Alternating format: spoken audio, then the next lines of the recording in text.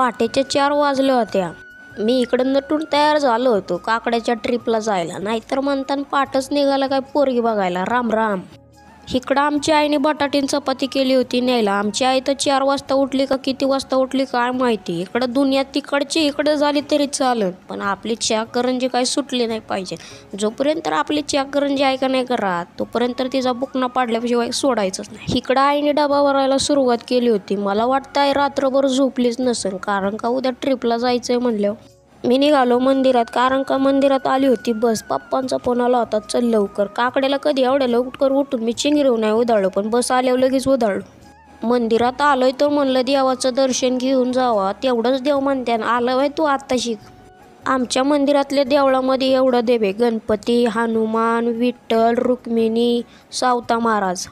सगळ्या देवांच्या पाया पडलं. म्हणलं काकड्याला नाही यायला जमलं, आता जाता जाता गाठ घेतो, तेवढा आशीर्वाद राहू दे माझ्या. महिलांची संख्या जास्त असल्यामुळं महिलांसाठी मोठी बस केली होती. जेंट्स लोकांसाठी इलेक्ट्रिक बस केली होती. इलेक्ट्रिक बस म्हणल्यावर त्याच्यात AC असणार. आईला आम्ही एवढ्या लवकर आवरून आलो तरी बसमध्ये माणसं अजून बसलीच नव्हती. पप्पाने तर आपली जागा धरून ठेवली होती. म्हणलं काय विषय नाही. बस चालू झाल्यावर ड्रायव्हरने माझ्या आवडत्या देवाच्या गाण्याचा दणका चालू केला.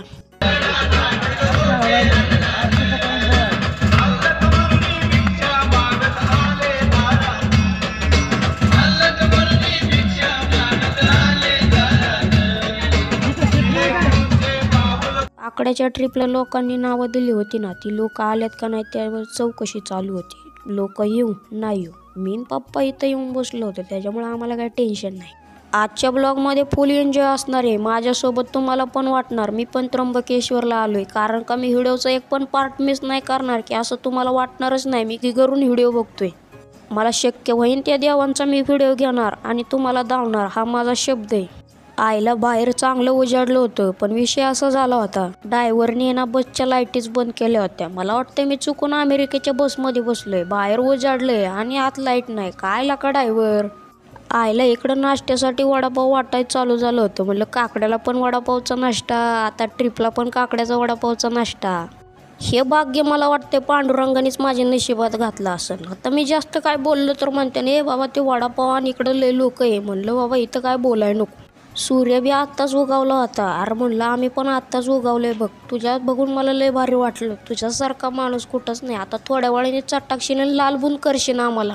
वडापाव खाल्लाय म्हणून म्हणलं जरा आता थोडं पाणी प्यावं, तर गाचका आला आणि सगळं पाणी तोंडावरच उडलं. अचानक आमची बस बंद पडली. मला तर वाटतं ह्या कारणामुळेच बंद पडली असं. ही गाडी पडली बंद. इलेक्ट्रिक गाड्यांचं काय खरंय तेव्हा. आमच्या बसमध्ये कुणी आंघोळ केली नाही, मलाच प्रश्न पडला. ही गाडी बंद पडली. बाया तिकडं त्र्यंबकेश्वरला मी पोचले असत्यात आणि इथं आमची गाडी अजून चालू पण व्हायला. मला वाटतं कुणी आंघोळ नाही केल्यामुळेच गाडी बंद पडली. गाडी कवा चालू होईन हे सांगता येणार नाही. म्हणलं गाडी कवा का चालू आहे ना, 2-3 वडापाव शिल्लक होतं. म्हणलं आपलं तोंड चालू ठेवून आपलं पेट पूजा करून घ्या. नंतर समजलं की गाडीला टायमिंग पडला होता, म्हणून गाडी काय चालूच नव्हती होत. टायमिंग पडला होता इथं आमच्या हृदयाचं ठोकं थांबलं होतं. म्हणलं बिन रस्त्यात गाडी बंद पडली म्हणलं लागते काय 6 सीटरने जायला घरी. त्याच्यानंतर आम्हाला एक मोसंबीची गोळी दिली. म्हणले तुमच्या जिभेला लय आराम भेटलाय, जरा मोसंबीची खावा, म्हणजे कसं जीभ सापासारखी वळवळ करत.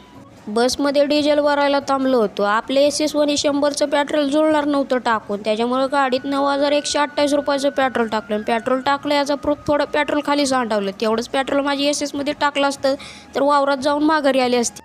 डिझेल टाकून झाल्यावर मस्तपैकी गाडीत येऊन बसलो. त्यानंतर थांबलो होतो आम्ही सायलीला प्युअर व्हेजला नाश्ता करायला. आमची इथली माणसं सगळ्या टेबलावर बसली होती. आम्ही काय केलं तर माहिती का, घरून बिस्किट पुढे घेतलं होतं. फक्त चहा घ्यायचा होता इथं आम्हाला. पप्पा काय चहा घेत नाही, त्याच्यामुळे पप्पाने कोरड्याच बिस्किटाचा बुकना पाडला. मी पण इकडे चहा आणि बिस्किटाचा बुकना पाडला. विषय असा झाला की बिस्किट होतं जास्त आणि चहा होता कमी. पण जाऊ द्या, पोटात पण जागा राहिली पाहिजे. आपण प्रवासाला आलोय म्हणल्या पोटाला पण याची जाणीव ठेवली पाहिजे.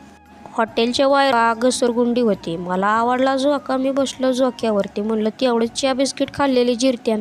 बस चालू झाल्या कुणाचं 1 नको 2 नको, आपल्या खिडकीतून मस्तपैकी इथल्या लोकांची घरं आणि येणाऱ्या जाणाऱ्या गाड्या बघत बसलो. इकडं पाऊस कमी झालाय, असं वाटतं यारवाळीच दुष्काळ पडन. त्याच्यानंतर आम्ही जेवायला थांबलो होतो एक चांगली जागा बघून, आणि सगळी माणसं बसतीन अशी. आम्ही आमचा सेपरेट ग्रुप करला होता. आमच्यात जेवायला होते बहीण, भाची, पप्पा, मम्मी. आमच्या ग्रुपमध्ये कोणी काय काय जेवायला आणलं बघातलं म्हणलं तर आम्ही आणला होता बटाटा चटणी आणि बहिणीने आणली होती चटणी आणि वड्या. मी पण इकडे जेवायला बसलो होतो. मी घेतली होती बटाटा चपाती चटणी आणि बहिणीची एक वडी घेतली होती. मी म्हणलं का नाही तुम्हाला डायरेक्ट त्र्यंबकेश्वरमध्ये आल्यासारखंच वाटणार. व्हिडिओचा एक पण पार्ट मिस नाही करणार. फायनली आम्ही त्र्यंबकेश्वरमध्ये पोहोचल्यानंतर बस एका जागी लावली आणि 2 किलोमीटर चालत निघालो होतो. मंदिरात जाण्यासाठी खूप मोठी रांग लागली होती. त्याच्यामुळे आम्ही सगळ्यांनी लाईव्ह दर्शन घेतलं. म्हणलं त्या बारीला उभं राहिलो तर घरी कावा जायचं आपण. तुम्ही पण लाईव्ह दर्शन घ्या आपलं. मी पण लाईव्ह दर्शन घेतलं आपलं. म्हणलं ह्याच्यातच आपलं मन समाधान. त्र्यंबकेश्वरमध्ये एक कुंड आहे ना, मग त्या कुंडात जरा हातपाय तोंड धुतले तर आंघोळच करायची होती. पण कोणी आंघोळ नाही केल्यामुळे आपलं हातपाय तोंड धुतलं आणि देवाच्या पाया पडलो. मंदिराचे व्हिडिओ घ्यावा म्हणलं त्या कुंडासमोरच्या. सूर्य लागला ना चकचक कराय, त्याच्यात आपला मोबाईल HD क्वालिटी, त्याच्यावर सूर्य HD क्वालिटी. मंदिरासमोर जरा आम्ही फोटो घेतलं. ऊन असल्यामुळं आमचं तोंड नुसतं चाकचाकच करत होतं. यांच्या फोटो आणि व्हिडिओच्या नादात तुम्हाला जलकुंडाचं दर्शन करायचं राहूनच गेलं. आता घ्या दर्शन. त्याच्यानंतर देवाचा गंध लावला आणि आता कुठं देवाला आल्यासारखं वाटते का नाही. त्याच्या शेजारी एक बजरंगबलीची मूर्ती होती आणि एक महादेवाची पिंड होती. मग तुम्ही पण दर्शन घ्या. मी पण दर्शन घेतलं. हर हर त्र्यंबकेश्वर. त्याच्यानंतर रस्त्याने मला एक गौमाता दिसली. तिच्या पण पाया पडलं. म्हणलं कुठल्या रूपात देवीन सांगता येत नाही. जवळच निवृत्ती महाराजांचं मंदिर होतं. त्यांचं पण दर्शन घेतलं. तुम्ही पण दर्शन घ्या. मंदिराच्या बाहेर आल्यानंतर बजरंगबलीचं दर्शन घेतलं आणि त्याच्या शेजारी तुकाराम महाराजांचं मंदिर होतं. इथं बघा पिंड, ह्यात 3 पिंड होत्या. ही सगळ्यात मोठी पिंड. मग म्हणलं या मोठ्या पिंडच्या पाया पडावा. या मोठ्या पिंडच्या पाया पडलो. तुम्ही पण दर्शन घ्या.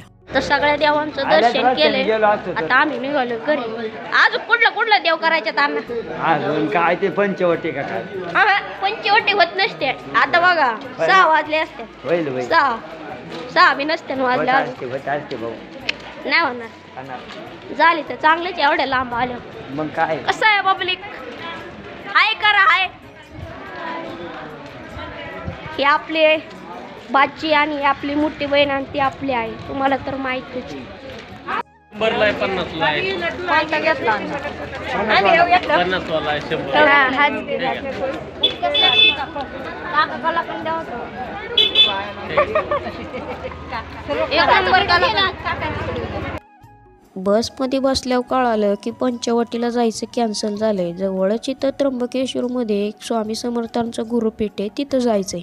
स्वामी समर्थांच्या गुरुपीठात पोचल्यानंतर आम्हाला 1 किलोमीटर चालत जायचं होतं. मला प्रश्न पडलाय सगळं देव डोंगरात का बसल्यात. इथली लोक म्हणली फोटो व्हिडिओ काढायला मनाई आहे. स्वामी समर्थांच्या मंदिरावरती मोठा बॅनर लावला होता. म्हणलं त्याचं दर्शन द्यावा तुम्हाला. आज काही दर्शन करून देत नाही असं मला पप्पा बी म्हणाले आणि बाकीचे लोक पण म्हणाले. तुमच्यासाठी डायरेक्ट झूम करून स्वामींचं दर्शन दिलं तुम्हाला. मी पण दर्शन केलं. तुम्ही पण दर्शन केलं. तुम्ही पण त्र्यंबकेश्वरला आला. मी पण त्र्यंबकेश्वरला आला. एवढंच की तुम्ही फोटोमधून केलं. मी तेवढं प्रत्यक्षात केलं. काय म्हणायचं आम्ही? स्वामींच्या मंदिरात जाताना ना गाभाऱ्यात एक आकर्षक मूर्ती आहे. त्याचा पण व्हिडिओ घेतला आणि तुम्हाला दर्शन केलं. डर के आगे जीते चलो म्हणलं. त्यानंतर गाभाऱ्यात आलो. गाभाऱ्यातल्या पण स्वामींचं आहे ना व्हिडिओ घेतला. म्हणलं मोबाईल बी आपले दिवस भरलेले आहे, त्याच्यामुळे काय एवढं टेन्शन घ्यायचं नाही.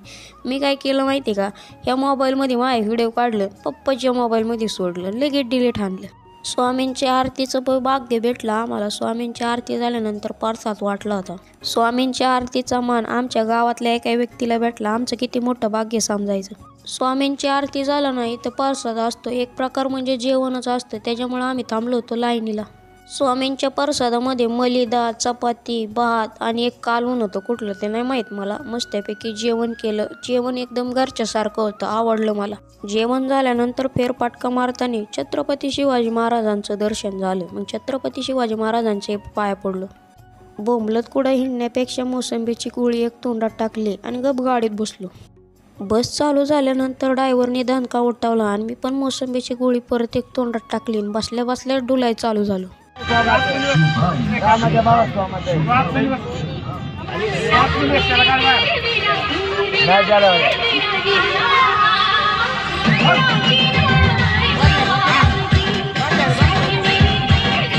माझी एक झोप झाल्यामुळे मी निवांत काचतून गाड्या बघत बसलो होतो बाहेर.